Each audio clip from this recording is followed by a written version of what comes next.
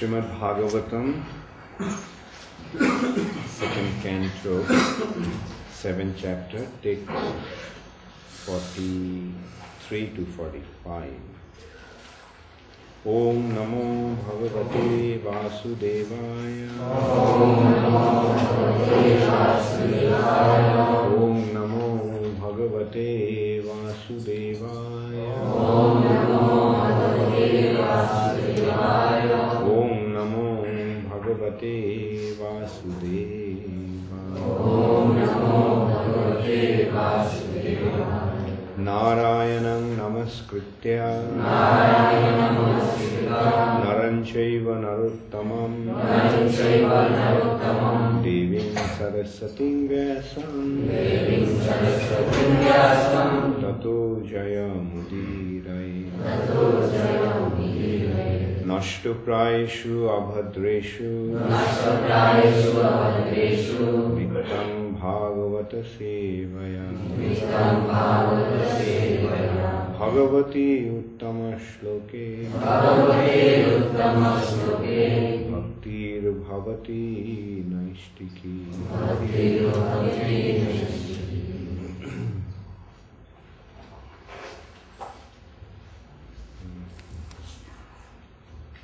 So there are 3 verses have been put together, and the last verse, verse 45, has been written on the board. So I'll read through the first 2 verses, 43 and 44. Vedaham anga paramasya hi yoga mayam juyam bhavascha bhagavanatha daitavarya patni mana sacha manushya padatmajascha prachina borhir rishabhuranga uta dhruvascha ikshaku roilamuchukunda videha gadhi Radham Varisha Sagara Gayana Hushadya Mandhatra Larka Shatadhanna Anuraniteva Deva Brata Boliramutta Ayo Dilipaha. So the verse 45 now we're coming to. Sobhari Utanka Shivi Devala Pippalada Sarasata Uddhava Parasara Bhurishenaha Ye Anne Vibhishana Hanumad Upendra Bhaktya Partha Arishti Shena Vidura Shrutadeva Varya.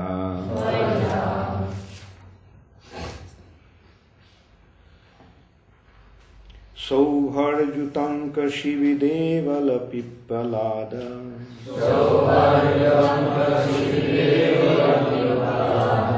Sarasatuddhava Parashara Bhurishena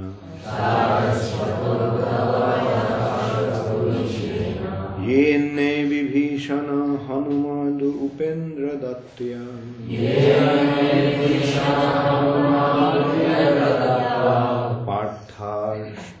Partharshti Shena Vidura Shrutadeva Varja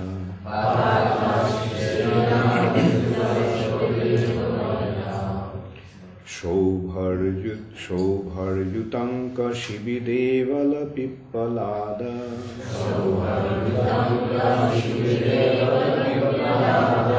Saraswatuddhava Parashara Bhurishena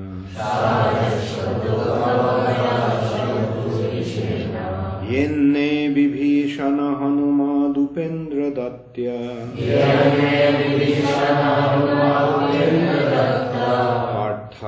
Bhishena Vidura Sruta Deva Varja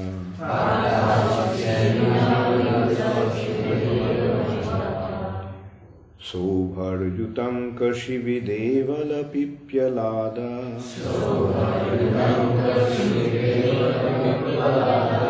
Sarusatadhava Parashara Bhurishena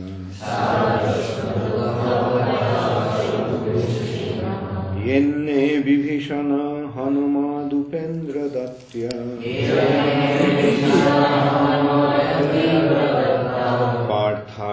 Parthashtishena Vidura Shrutadeva Varja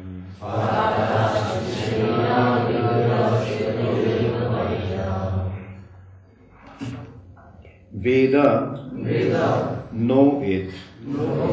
Aham, myself. Anga, O Narada.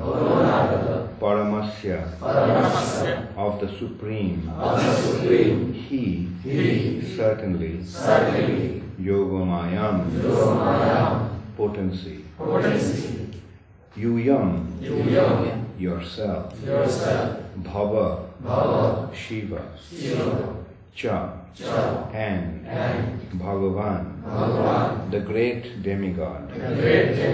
Atha, as also. Daitavarjaha, Prahlad Maharaj, the great devotee of the Lord, born in the family of an atheist. Patni, Shatarupa, Manoho, of Manu. Sa, he. Cha, also. Manu, Sayambhuva. Cha, and. Tat Atmaja, and his children like Priyavrata, Uttanapad, Devahuti, etc. Prachina Barhi,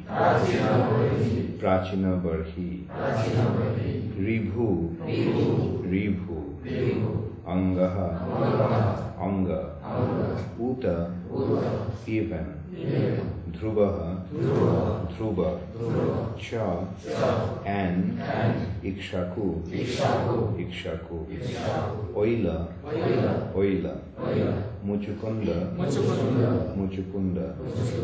Videha, Maharaj Janak, Gadhi, Raghu, Ambarish, Sagara, Gaya, Nahush, Adya, and so on. Mandhatri, Mandhata, Alarka, Shatadhanu, Anu, Rantideva, Devabrata, Bhishma, Balihi,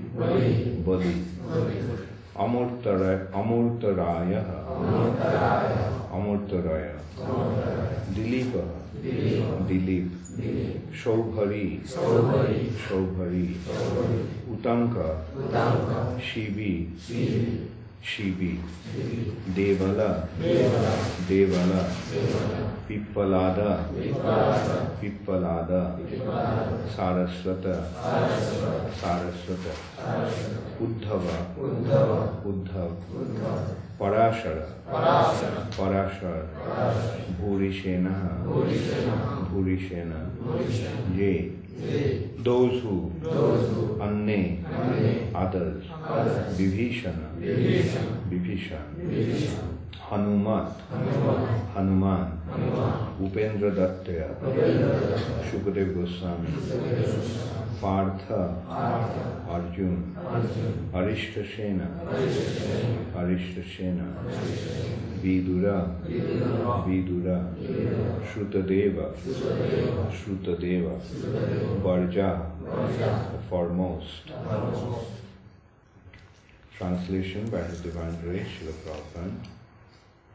O Narad, although the potencies of the Lord are unknowable and immeasurable, still, because we are all surrendered souls, we know how He acts through Yogamaya potencies.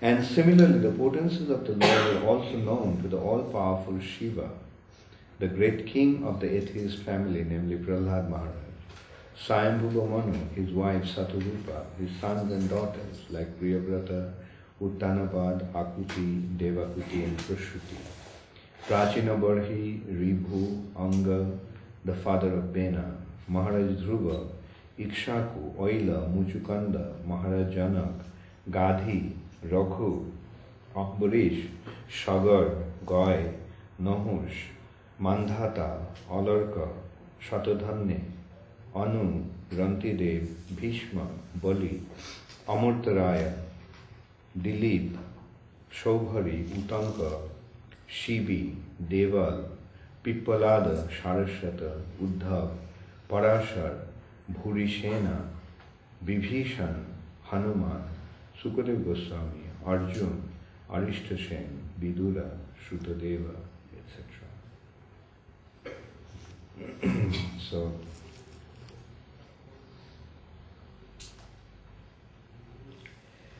just go straight to the purport. All the great devotees of the Lord, as mentioned above, who flourished in the past or present, and all the devotees of the Lord who will come in the future, are aware of the different potencies of the Lord, along with the potency of His name, quality, pastimes, entourage, personality, etc. And how do they know? Certainly, it is not by mental speculation, nor by any attempt by dint of limited instruments of knowledge. By the limited instruments of knowledge, either the senses or the material instruments, like microscopes and telescopes, one cannot even fully know the Lord's material potencies, which are manifested before our eyes.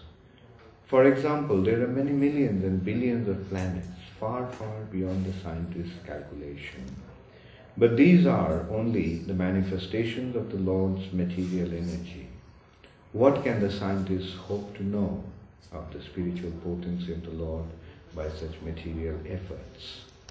Mental speculations, by adding some dozens of ifs and maybes, cannot aid the advancement of knowledge. On the contrary, such mental speculations will only end in despair by dismissing the case abruptly and declaring the non-existence of God. The sane person therefore ceases to speculate on subjects beyond the jurisdiction of his tiny brain, and as a matter of fact, and as a matter of course, he tries to learn to surrender unto the Supreme Lord, who alone can lead one to the platform of real knowledge. In the Upanishads, it's clearly said that the Supreme Personality of Godhead can never be known simply by working very hard and taxing the good brain, nor can He be known simply by mental speculation and jugglery of words. The Lord is knowable only by one who is a surrendered soul. Here in Brahmaji, the greatest of all material living beings acknowledge this truth. Therefore, the fruitless spoiling of energy by pursuing the path of experimental knowledge must be given up. One should gain knowledge by surrendering unto the Lord and by acknowledging the authority of the persons mentioned herein. The Lord is unlimited, and by the grace of the Yogamaya helps the surrendered soul to know Him proportionately with the advance of one's surrender.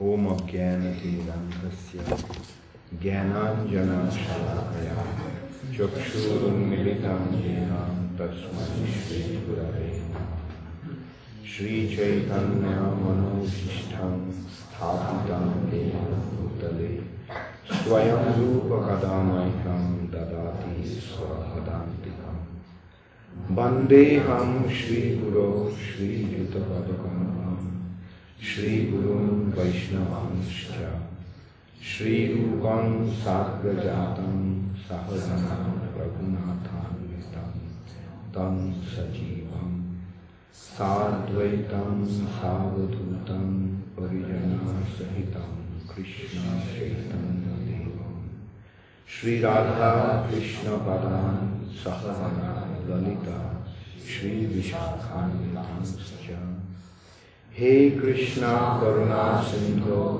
Dina Bandhu Jagatpate Gopesha Gopika Kanta Radha Kanta Namastite Tapta Kanchana Gaurangi Radhe Vrindavanishwari Vrishabhanu Shute Devi Pranamami Haripriye Vancha Kalpa Tarubhascha Kripa Sambhutaiva Cha Patitanam Pavanibhyo Vaishnavibhyo Namo Namaha Shri Krishna Chaitanya Prabhu Nityananda Shri Advaita Gadadhara Shivasari Gaura Bhaktavrinda Hare Krishna Krishna Krishna Hare Hare Hare Rama Hare Rama Rama Rama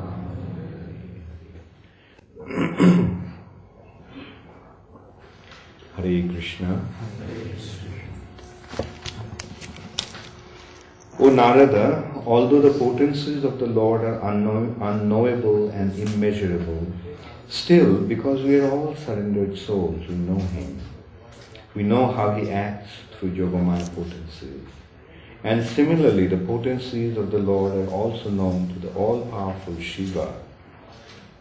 The great king of the atheist family, namely Prahlad Maharaj, Swayambhuva Manu, his wife Saturupa, his sons and daughters like Priyavrata, Uttanapad, Akuti, Devahuti and Prashuti, Prachina Bharahi, Ribhu, Anga, the father of Vena, Maharaj Dhruva, Ikshaku, Oila, Muchukanda, Maharaj Janak, Gadhi, Raghu, Ambarish, Shagar, Gaya, Nahusha, Mandhata, Alarka, Shatadhanya, Anu, Rantidev, Bhishma, Bali, Amartaraya, Dilip, Shobhari, Utanka, Shibi, Devala, Pippalada, Saraswata, Uddhav, Parashar, Bhurishena, Vibhishan, Hanuman, Shukdev Goswami, Arjun, Arishtasena, Vidura, Shutadev, etc.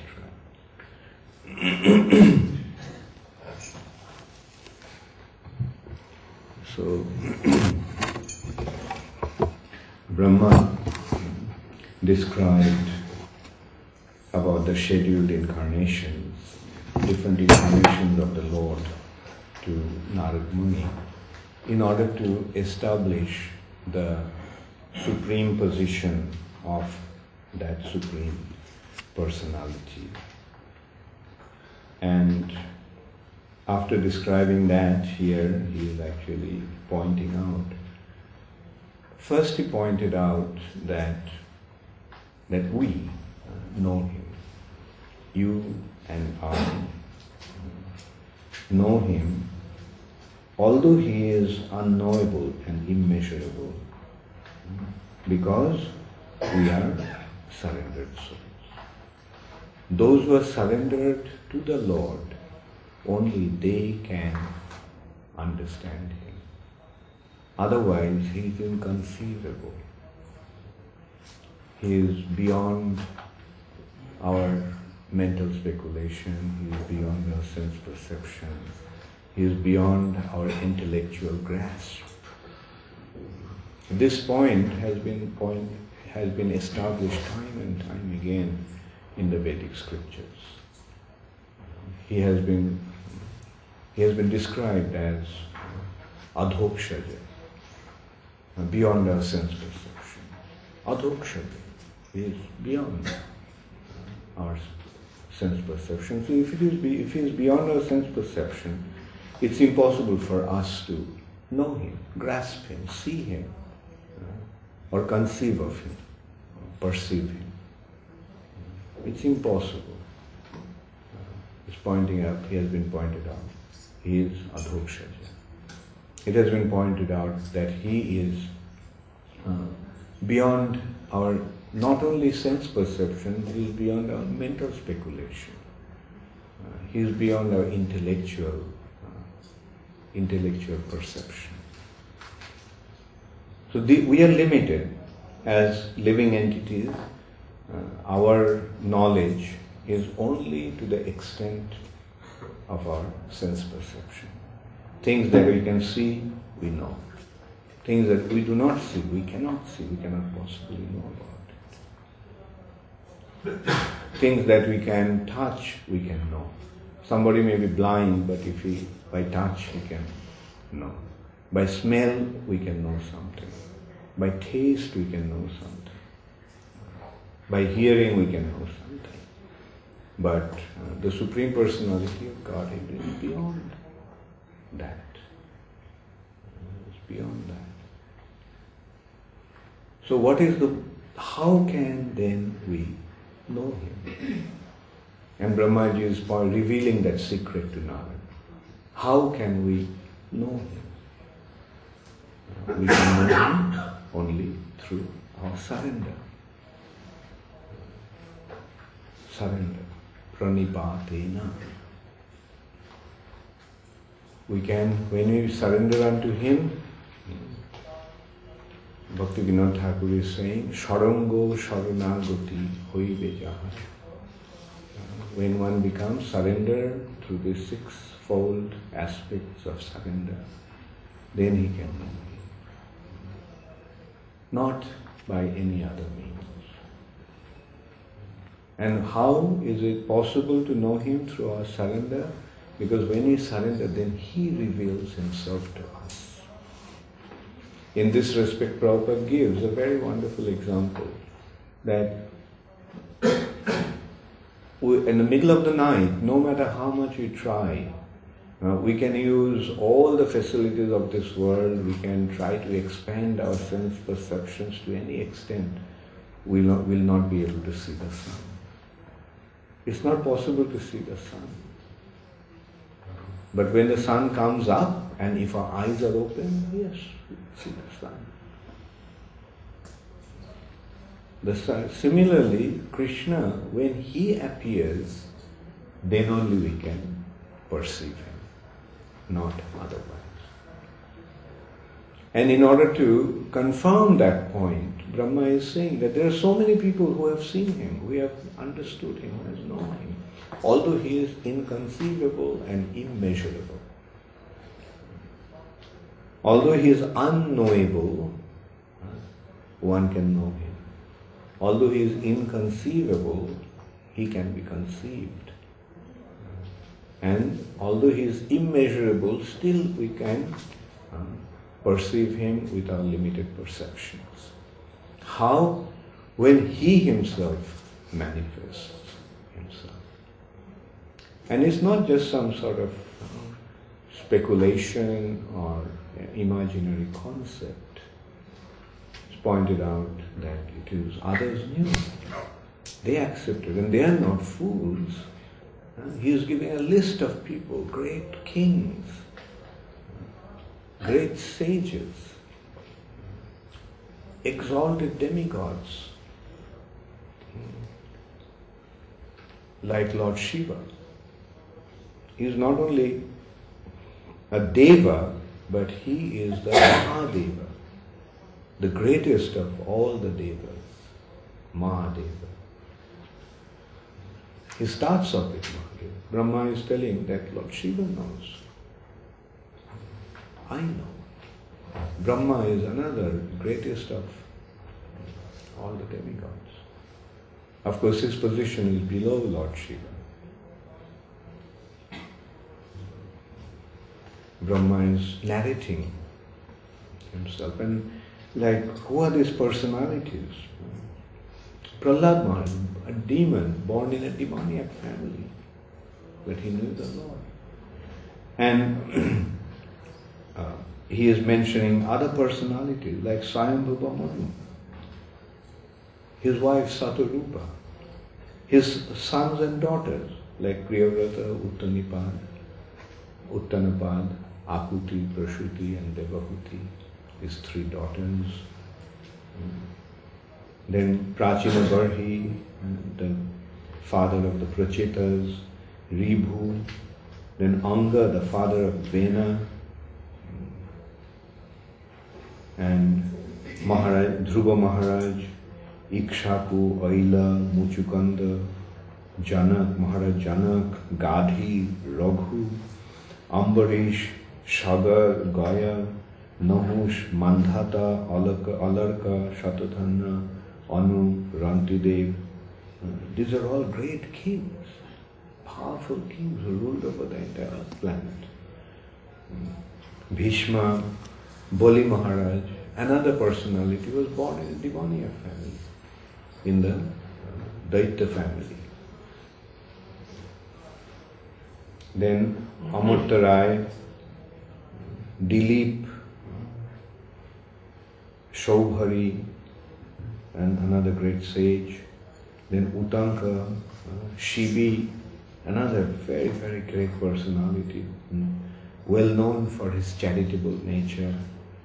Then Devala, Pippalada, Saraswata, very exalted sages, Uddhav, Parashar Muni, and the father of Vyasdev, Bhurishena, Vibhishan, Ravan's younger brother, Hanuman, Sukadev Goswami, Arjun, Arishtasena,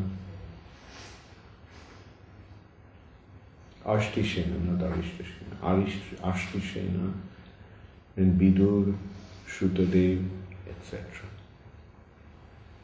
So, when we see that all these great personalities have accepted the Supreme Personality of Godhead, knowing Him factually, then what is the problem with us?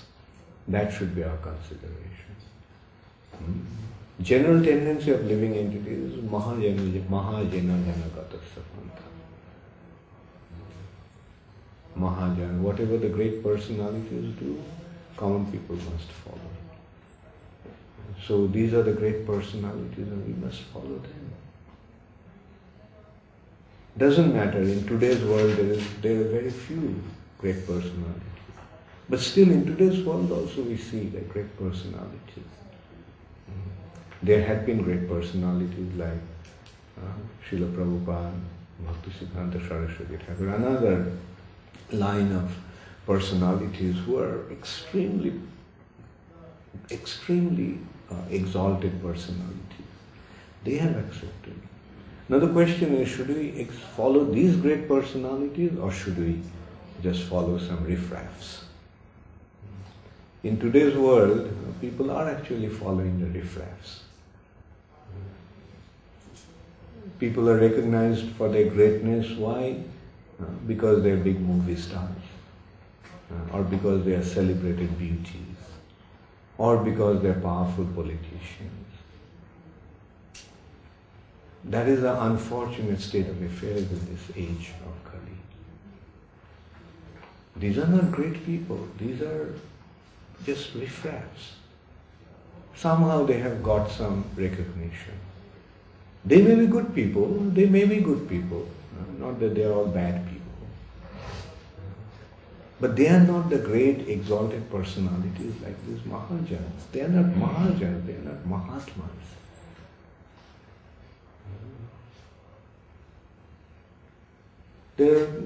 We know some people, they're very nice. Like, we know Amitabh Bachchan.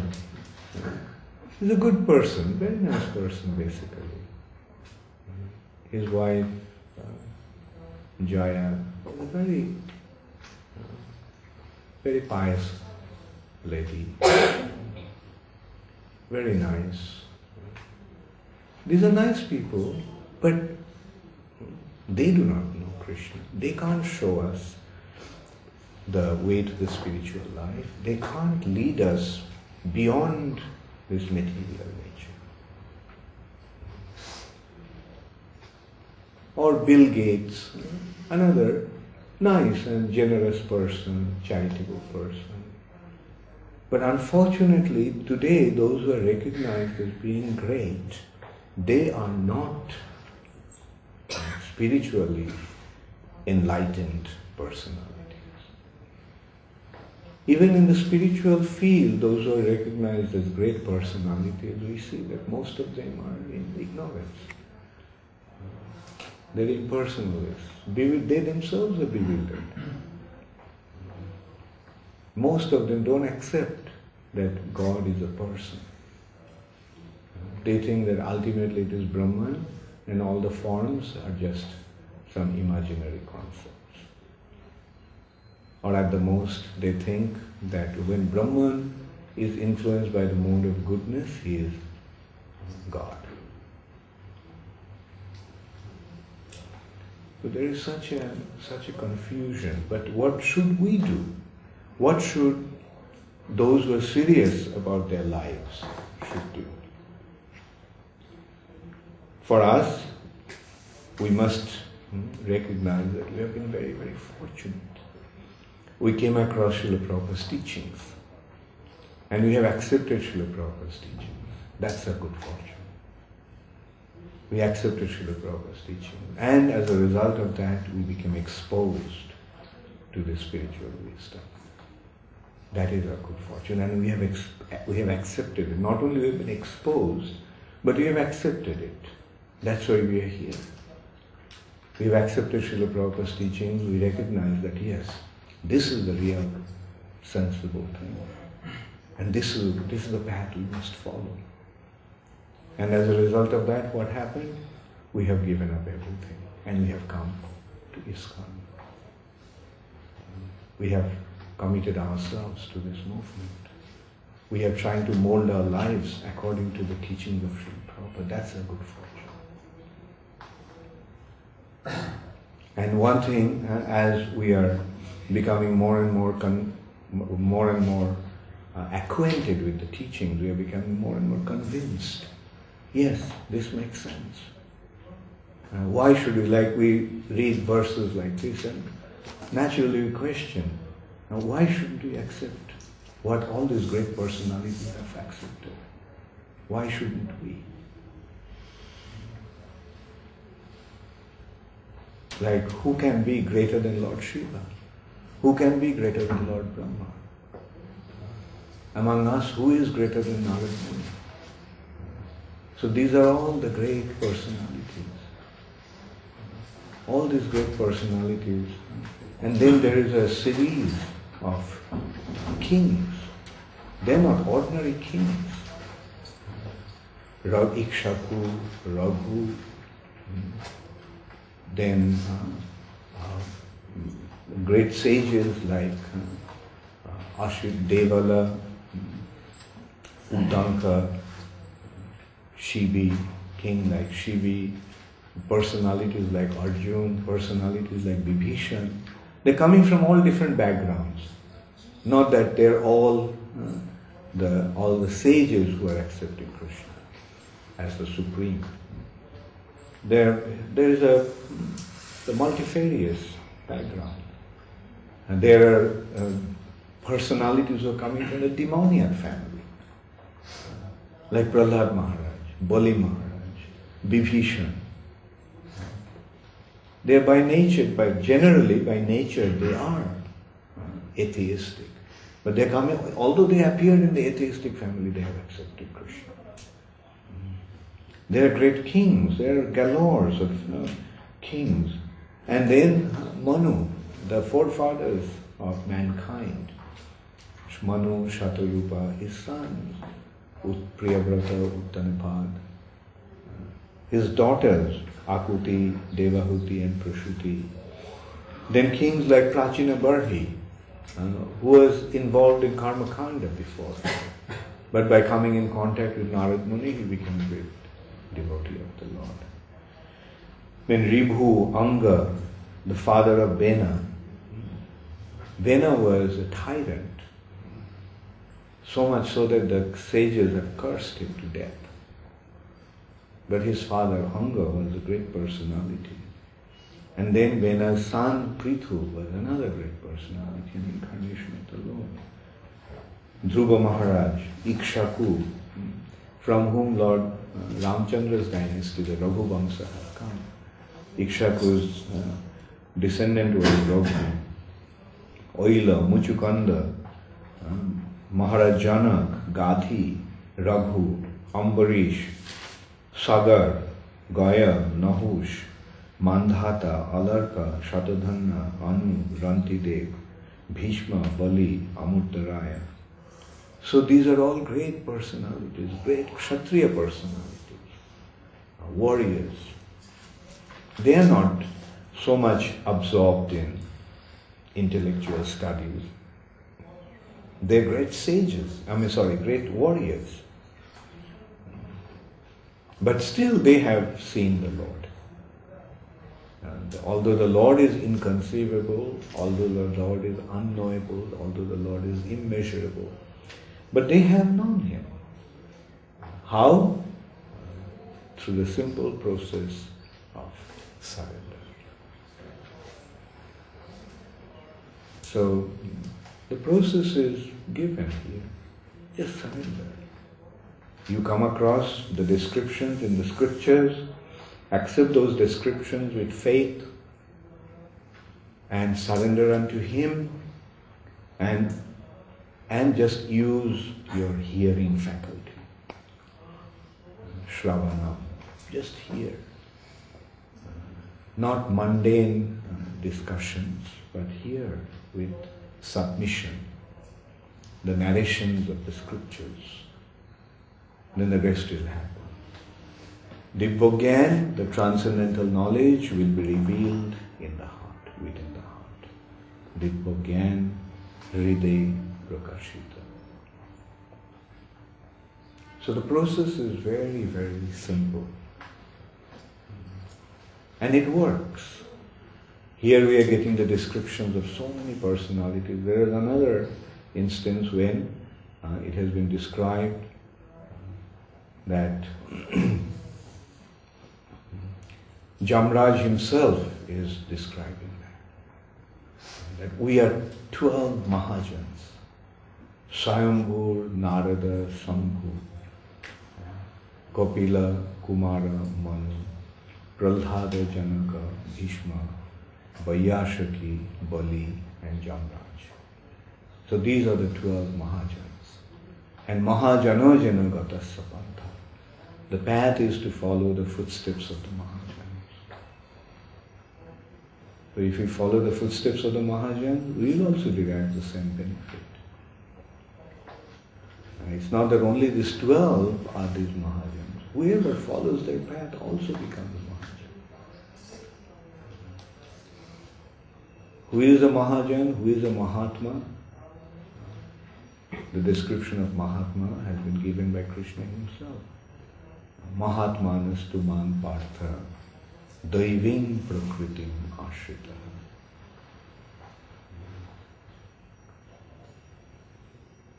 Mahatma is he who has daiving prakritim ashrita.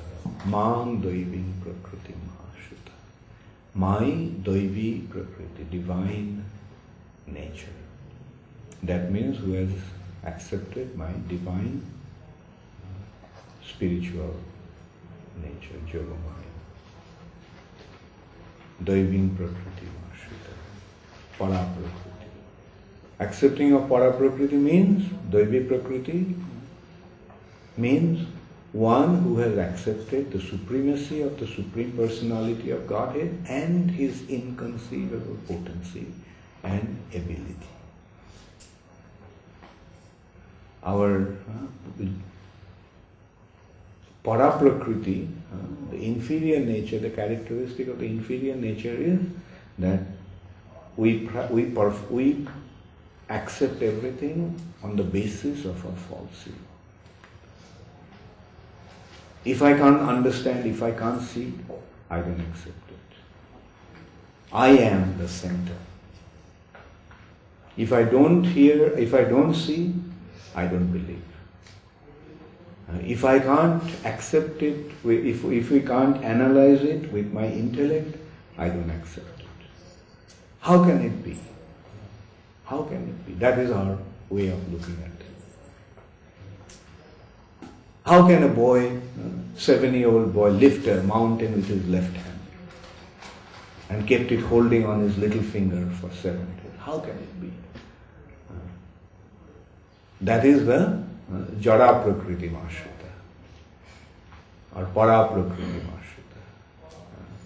The accepting, functioning on the basis of the inferior nature. How can it be? But the Daivi Prakriti, the person who has placed himself under Krishna's Daivi Prakriti, Ashrita, his approach will be, or his way of thinking will be, what's the difficulty? What's the difficulty? Krishna can make innumerable planets, innumerable universes float in the space. The person can float innumerable universes in the space. What's the big deal for him to lift a little thing, a mountain, on his left hand, in a little finger, and kept it hanging for 7 days? What's the big deal for him? That is the meaning of Daivi Prakriti Mashrita. Accepting every single word of the scripture as the truth and nothing but the truth. That is Daivi Prakriti Mashrita. And one who does that, he is Mahatma.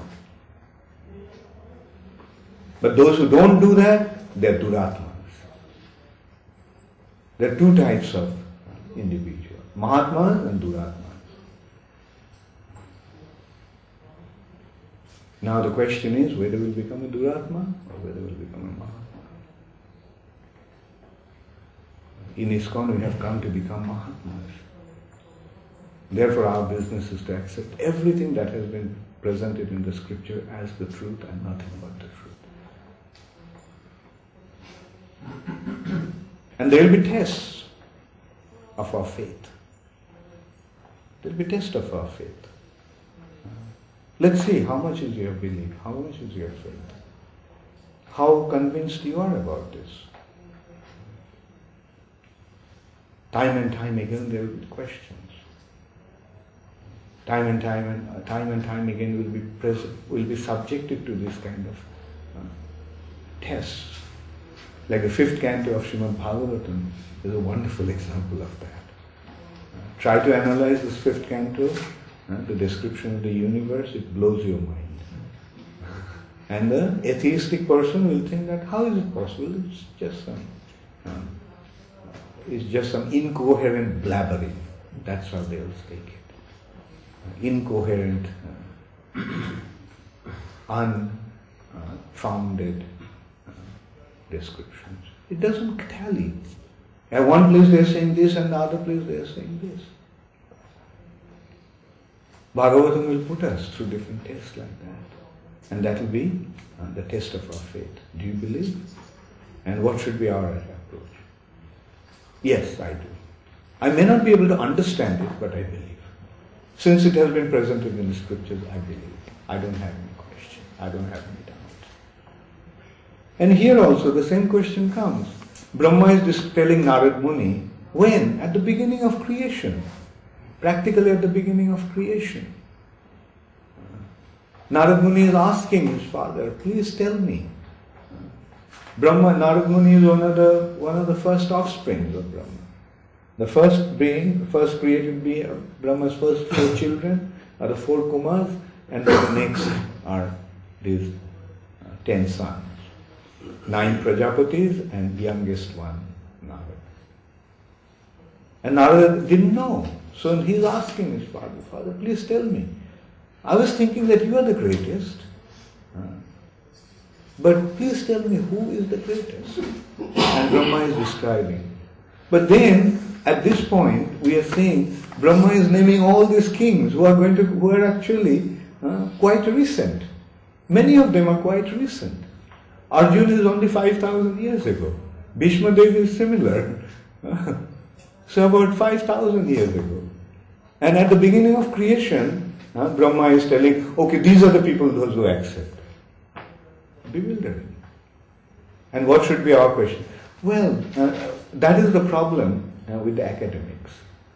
They read to find faults. The other day I came across a book in a bookstore called The Basis of Chaitanya Charitamrita, the ingredients for Chaitanya Charitamrita, on which Chaitanya Charitamrita was written. I thought it would be nice to find out, but that book was such a garbage. Just after reading a few pages, I decided that I'm going to throw it in Ganges. Maybe originally I was thinking that I'll throw it in the Ganges because it says Chaitanya Charitamrita and many relevant topics of Chaitanya Charitamrita is mentioned. But now I think, it occurred to me, why I'm waiting to throw it in Ganges? Shipra is good enough. Just throw it in Shipra. Now, they read to find faults. That book was like that. Oh, this is not right, that's not right, that's not right.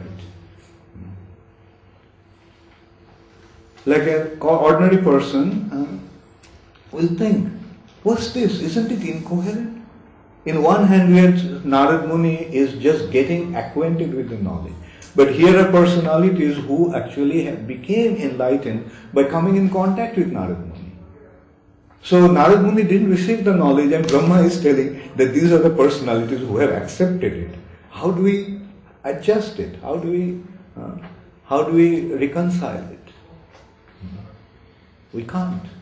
Therefore, our attitude is, I don't understand. But because it's coming from Brahma, I accept it. But there are ways of looking at it also. I mean, if we want to justify our intellect, or intellectually justify it, we can't do that. Because Brahma's life, things happen. Every day, things are happening. Every day, things are happening in Brahma's life in a similar way. Yes, in 4 yugas, there are not only every day, in 4 yugas of things are happening. Dasharath is appearing, Ramchandra is appearing, Raghu is appearing, in every Chatur Yuga. So what's the difficulty for Brahma to point out to Narada? Yes, these are the people who accepted it. The point is, the material perception is like this. We see things in a converged way. Our conception actually converges into the point. But the spiritual perception is diverging, becoming broader and broader. We don't try to see things with our own limited intellectual ability, but we try to see things in a broader perspective. But whatever comes, whatever has been spoken by the sages, we accept it. We are finding it. Some devotees even are finding faults in Prabhupada's writings. Again, your unfortunate soul become aware that it's a test of Maya. Finding faults with Prabhupada, okay, find faults. But what will be the benefit? You'll lose your spiritual life. You'll sink in the depth of Maya. Sink in the depth of ocean of material nature. But if we have faith, we'll sail through this ocean of material nature without any difficulty. And we are seeing that. Those who are questioning Srila Prabhupada's authority, they are falling down.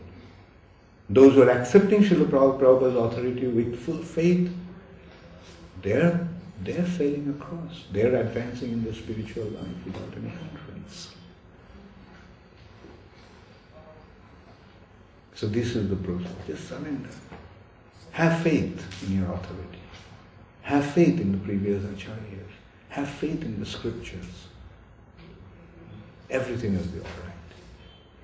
And everything will be all right means at the time of death you will receive Krishna's mercy. Now the question may arise, only at the time of death? No, even when you are alive, don't you realize how you are receiving Krishna's mercy?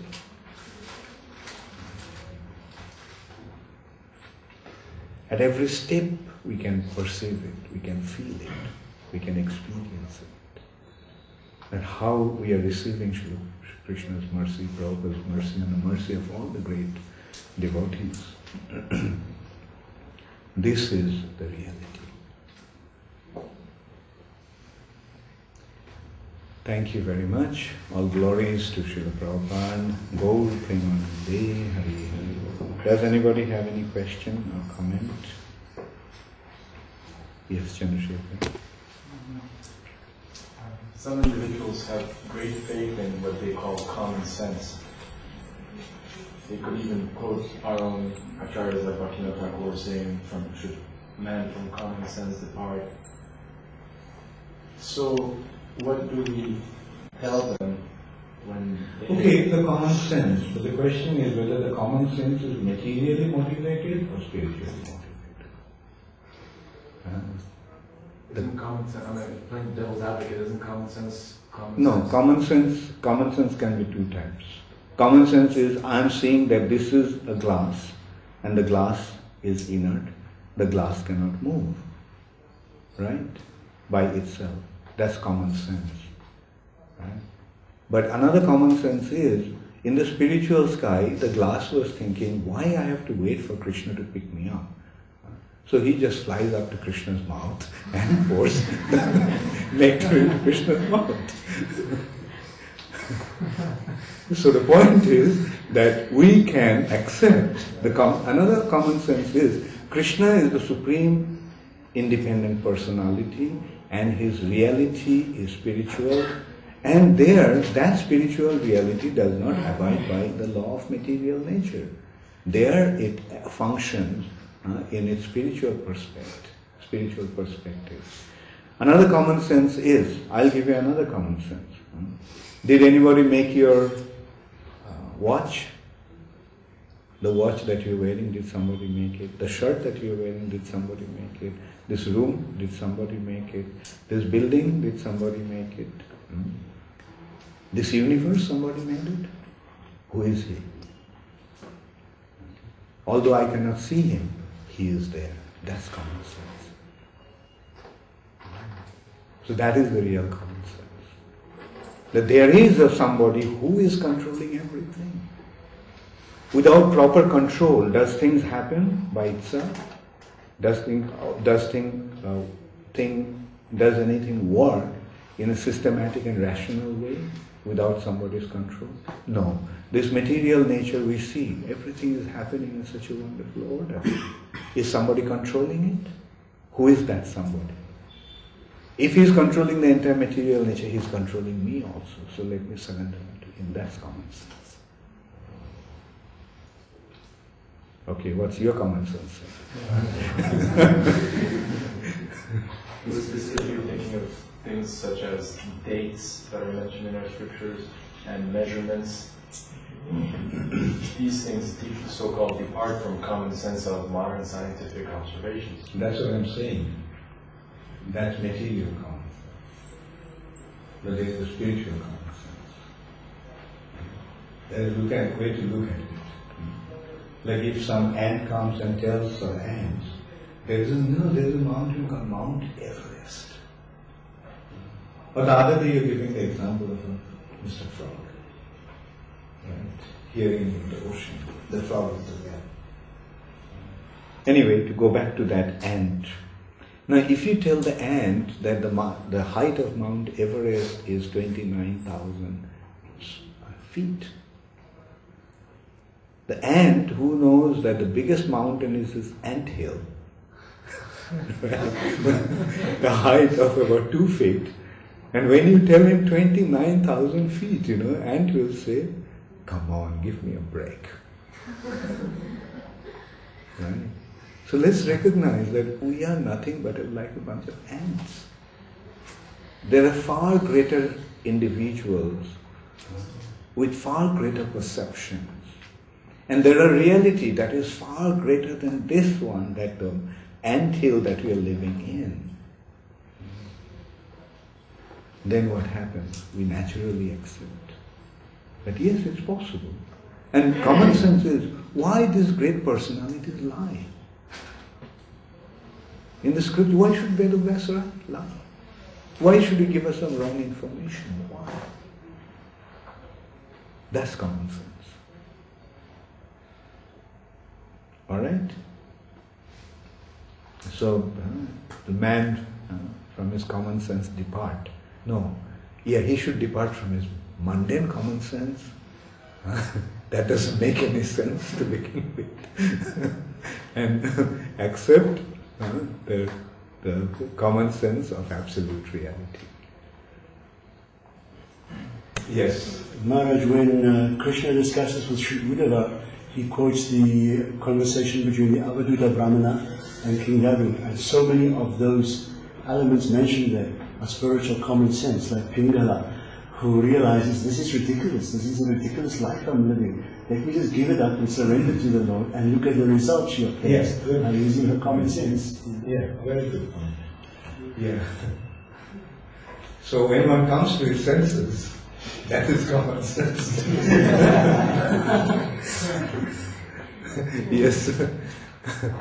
Yeah, Navati. Apart from the Mahajans and the Mahatmas, and in our times that we are living, where with our sense perception and our senses here in a material world, in material bodies, a personality like Srila Prabhupada and his disciples like you, when they say something, why can't we believe? Why, even if we believe the scriptures and have this thing, but we have something which is right in front of our eyes and we are able to hear and see and do it. That's the greatest, proof. It's not that we are not believing. Okay, go ahead. Yeah, finish. That's the greatest proof and the greatest evidence that we have in front of us of Srila Prabhupada, of yourself, of other devotees who are preaching Krishna consciousness. That's the greatest evidence that we have of the existence of God. I was thinking of another example, like yourself.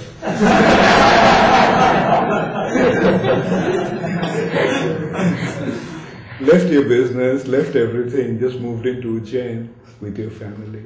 Why did you do that?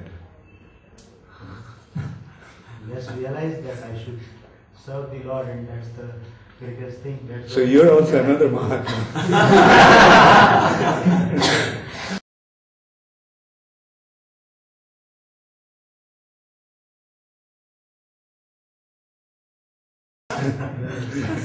Daivam Prakriti Ashrita. That's the definition of a Mahatma. Actually, all of you are Mahatmas. You have accepted Krishna consciousness, therefore you are Mahatmas. You have accepted Krishna's divine nature.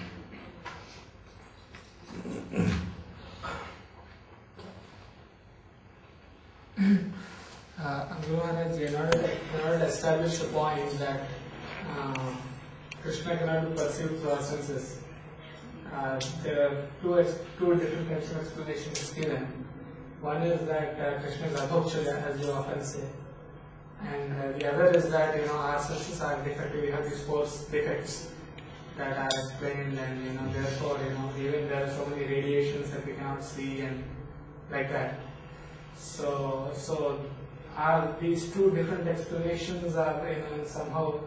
My question is is it that both are equally strong, or is it that one or the is superior to the other? You see, it's a matter of making the other person understand. In whichever way you can make the other person understand, that is what really matters. Right? Like these are just some examples that our perceptions are so limited. Like Prabhupada used to give, I actually heard this example once. One little girl was telling somebody, that somebody was telling, he was denying the existence of God because we cannot see Him. And this girl was saying, can you see what is beyond this room? What is beyond this wall in the other room? The guy was stuck. No, I can't. Do you believe that something is happening there? And mind you, this girl is only about 7 or 8 years old. Little girl, and giving that argument, Like you say that you don't believe unless you see it. But you can't even see beyond this wall. You don't know what's happening there. So how can you be so convinced about your sense perceptions?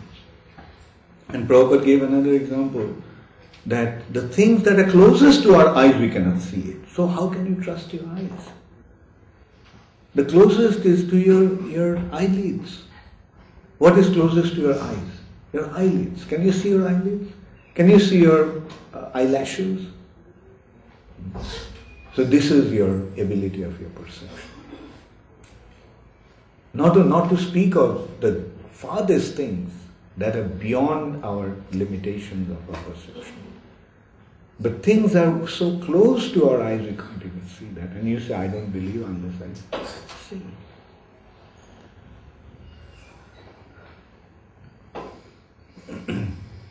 Also, Yeah. I just wanted to ask about some of the names that are mentioned in these 3 verses, which are not so familiar.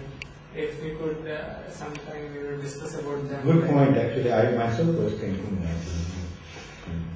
Okay, maybe tomorrow I can do that. Tomorrow I'll try to find about it. And we'll discuss about these personalities. Yes, Sita. At the end of the purport, it stated that the Lord assisted devotees through Yoga Maya to understanding. Now, we are under Mahamaya, but we have in this Mahamaya transcended or come to Krishna consciousness. So how was Yoga Maya active? Does she usurp Mahamaya? Or is Maya her expansion? This is the distance between Yoga Maya, the difference between Yoga Maya and Mahamaya, or Mahamaya and Yoga Maya is a matter of being defiant and submissive. When you are defiant to Krishna, she is Mahamaya. When you are submissive to Krishna, she is Yoga Maya. The same Maya of Krishna. Mama Maya is what? Maya. Right? So Mahamaya is not separate from Krishna. Its operation is separate from Krishna because here she is giving punishment. And in this respect, Prabhupada gives the example of the policeman. He is the same policeman. To a criminal, he is an object of fear. But to a law-abiding person, he is an object of assurance and security.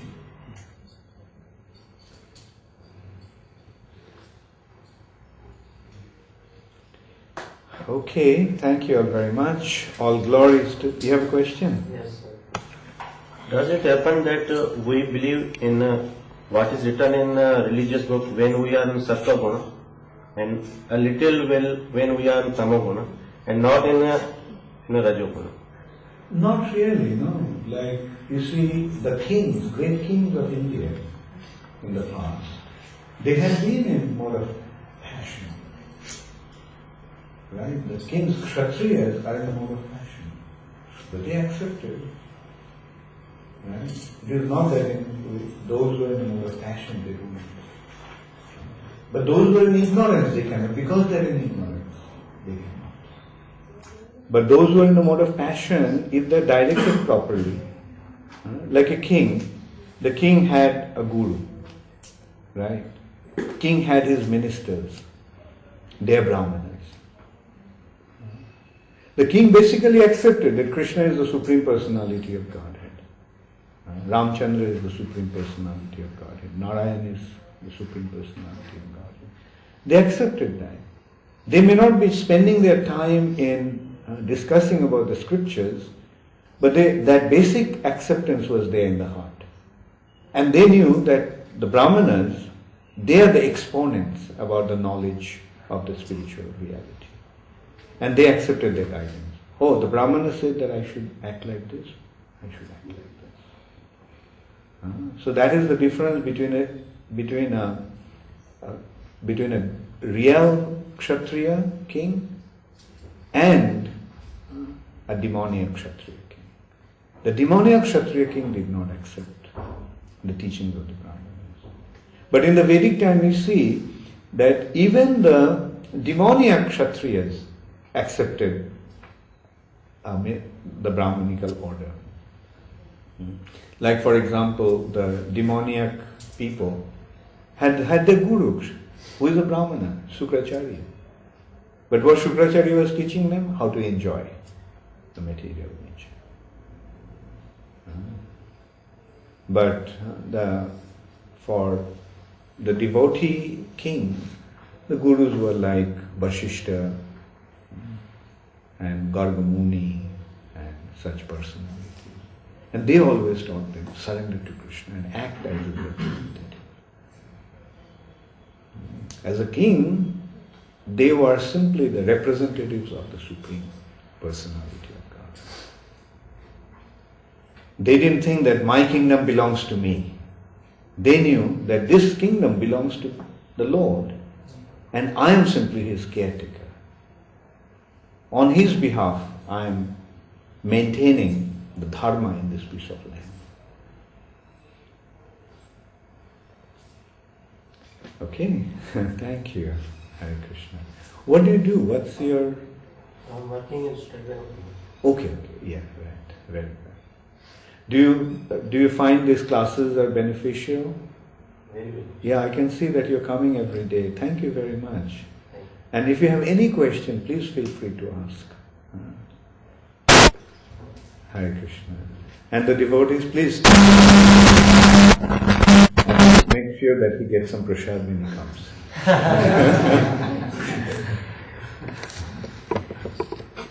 Hare Krishna. All glories to Srila Prabhupada. Those things.